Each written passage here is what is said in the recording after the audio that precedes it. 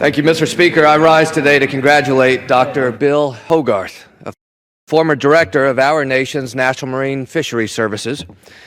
Dr. Hogarth recently retired as director of the Florida Institute of Oceanography, based at the University of South Florida in St. Petersburg. Not only do I recognize Dr. Hogarth on his retirement, but also on two honors that he recently received. First, the American Fisheries Society last month honored Dean Hogarth, as he's known to so many, with the Carl R. Sullivan Fishery Conservation Award, one of our nation's premier awards in fishery sciences. The award recognizes Dean Hogarth's long career and leadership in preserving some of the world's most threatened marine species.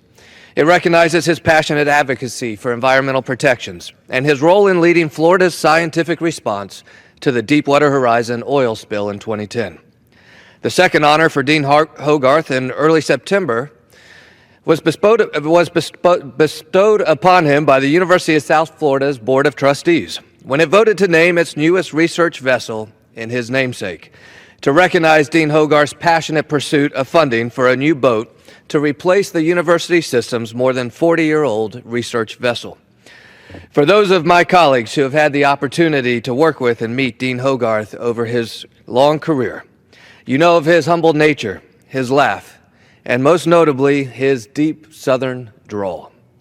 You also know of his spirited passion for all issues related to fisheries and the oceans. Dean Hogarth's first job was as a biologist and manager of ecological programs for Carolina Power and Light, and he later served as director of the North Carolina Division of Marine Fisheries. His national and international stature grew in 1994 when he joined the National Marine Fisheries Service, where he rose from a regional leader to be appointed by President George W. Bush to serve as the agency's director from 2001 to 2007. And recognizing his leadership on national and international fisheries issues at a most critical juncture for the commercial and recreational fishing industries, President Bush appointed Dean Hogarth to represent our nation as U.S. Commissioner and Chairman of both the International Whaling Commission and the International Commission for Conservation of the Atlantic. During his tenure as Director of NIMS, Dr. Hogarth worked with this Congress to update federal fisheries laws to rebuild U.S. fisheries and set the recreational and commercial fishing industries on a new and sustainable course. In 2007, Dr. Hogarth retired from federal service and joined the University of South Florida as interim dean and then dean of College of Marine Science in St. Petersburg.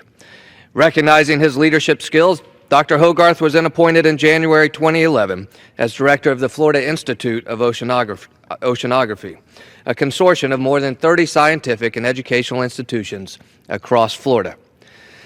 The USF president then called upon Dean Hogarth's leadership skills once again and asked him to assume a dual role, adding to his responsibilities the job of Regional Chancellor of USF St. Petersburg from August 2012 to June 2013.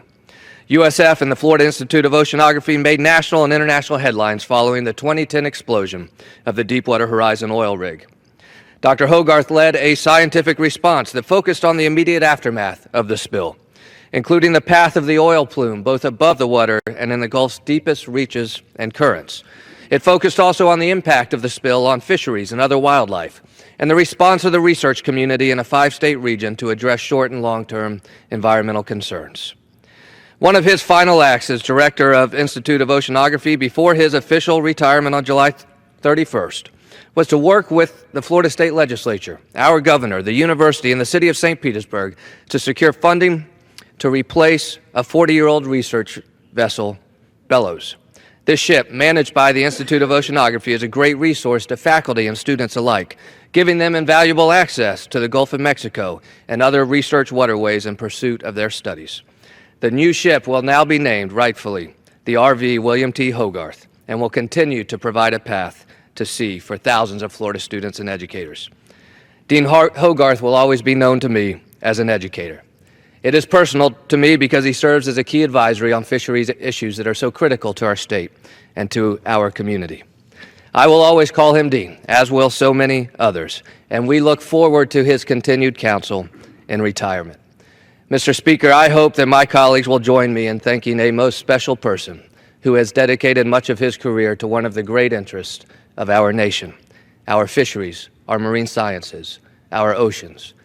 Dr. Hogarth is a national champion of our nation's critical assets, our oceans. It is an honor for me to recognize him today. I ask my colleagues to do the same. We wish him very well in retirement. We thank him for his service. Mr. Speaker, I yield back.